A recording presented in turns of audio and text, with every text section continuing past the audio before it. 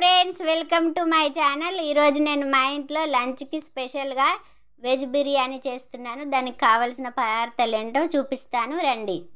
ముందుగా ఇక్కడ నేను పచ్చిమిర్చి కట్ చేసి తీసుకున్నాను. 2 పచ్చిమిర్చి, ఒక క్యారెట్, కొంచెం కొత్తిమీర ఆకు, వెల్లుల్లి, ఒక ఆలుగడ్డ తీసుకున్నా. ఇవి బగారా సామాన్.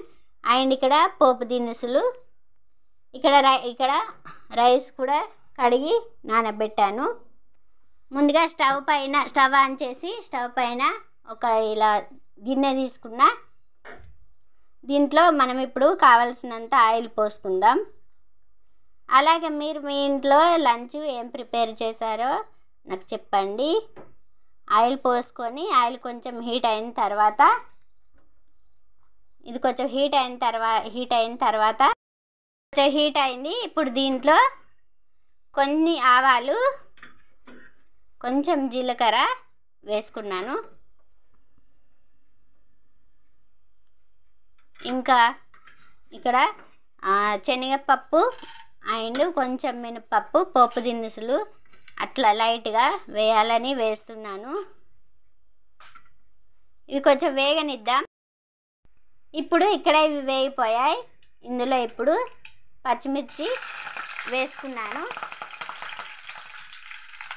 ఇవి కొంచెం వేగనివ్వాలి. ఇవి కొంచెం వేగుతున్నాయి. బగారా ఆకు, బండ పువ్వు, షాజీరా, బఠానీ, దాల్చిన చెక్క ఇవన్నీ వేసుకున్నాను. ఇవి కొంచెం వేగనిద్దాం.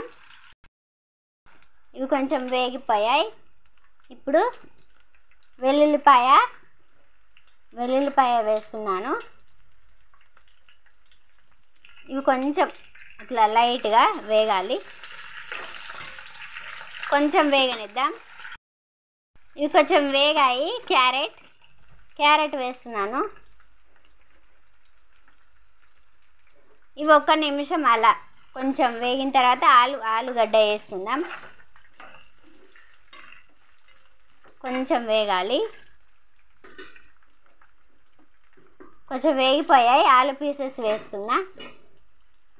మనం ఫ్రైడ్ రైస్లో మనకు ఇంట్లో ఏ కూరగాయలు మనకు అందుబాటులో ఉన్నాయో అవన్నీ వేసుకోవచ్చు. బీన్స్, ఇంకా మీల్ మేకరు, అన్నీ మనకు నచ్చినవి, మన పిల్లలు ఏది ఇష్టంగా తింటారో అవన్నీ వేసుకోవచ్చు. నాకు ఇవి ఉన్న ఇంట్లో అందుకే వేసుకుంటున్నాను. మీకు నచ్చినవి వేసుకోవచ్చు. ఇవన్నీ మంచిగా గోల్డెన్ బ్రౌన్ కలర్ వచ్చేదాకా మంచిగా సిమ్లో పెట్టి వేయించుకుందాం. అప్పుడే టేస్ట్గా వస్తుంది వెజ్ బిర్యానీ. ఇప్పుడు ఇక్కడ ఇవన్నీ వేగిపోయాయి మంచిగా. ఇప్పుడు దీంట్లో మనం రైస్, నేను 1 గ్లాస్ తీసుకున్నా. 1 గ్లాస్ రైస్కి 1.5 గ్లాస్ వాటర్ తీసుకుంటున్నా.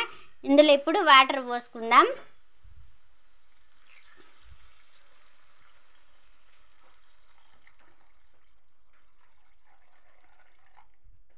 అంతే, 1.5 గ్లాస్ వాటర్ తీసుకున్నా. ఇప్పుడు దీనికి సరిపడా సాల్ట్ వేసుకుందాం. సారీ, పవర్ పోయింది, అందుకోసమనే కొంచెం అది క్లియర్గా రావట్లేదు, అర్థం చేసుకోవాలి, ఏమీ అనుకోవద్దు. సాల్ట్ సరిపడా వేస్తున్నాను. దీనికి కాంబినేషన్గా పెరుగు రైతా తింటే చాలా బాగుంటుంది టేస్ట్, అది కూడా వేస్తా. ఇప్పుడు ఈ వాటర్ని మనం కొంచెం మరిగించుకోవాలి. కొంచెం అట్లా బబుల్స్ లెక్క కొంచెం పొంగొస్తే చాలు.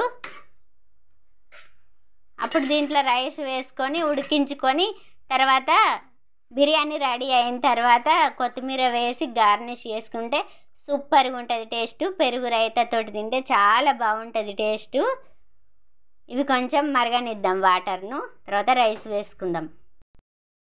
ఇప్పుడు ఇక్కడ వాటర్ చూడండి మంచిగా బాయిల్ అయిపోయినాయి. దీంట్లో ఇప్పుడు నేను రైస్ వేస్తున్నాను. రైస్ని మంచిగా వడగట్టుకొని వేయాలి. కొంచెం కూడా ఎక్స్ట్రా వాటర్ పడద్దు.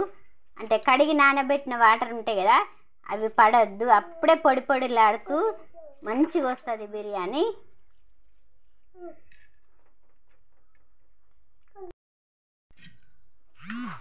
ఇలా రైస్ మొత్తం వేసుకున్నాను.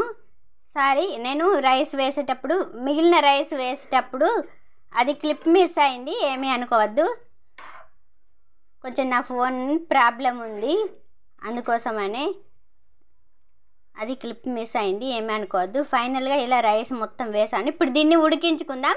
ఇది ఉడికిన తర్వాత ఫైనల్గా కొత్తిమీరతో గార్నిష్ చేసుకుంటే చాలా బాగుంటుంది. ఉడికించుకుందాం ఇప్పుడు దీన్ని. సో ఫైనల్గా మన వెజిటేబుల్ రైస్ అదే బిర్యానీ రెడీ అయింది. ఇప్పుడు దీన్ని కొత్తిమీరతో గార్నిష్ చేసుకొని కొత్తిమీర పైన ఇలా కొత్తిమీర చల్లుకొని స్టవ్ ఆఫ్ చేసేయడమే.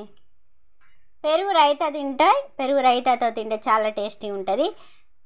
అలాగే నా వీడియో నచ్చినట్టయితే లైక్ చేయండి, షేర్ చేయండి, సబ్స్క్రైబ్ చేయండి ఫ్రెండ్స్. ప్లీజ్ మీ సపోర్ట్ నాకు చాలా అవసరం. ఎందుకంటే నేను ఆర్థికంగా చాలా కష్టాల్లో ఉన్నాను.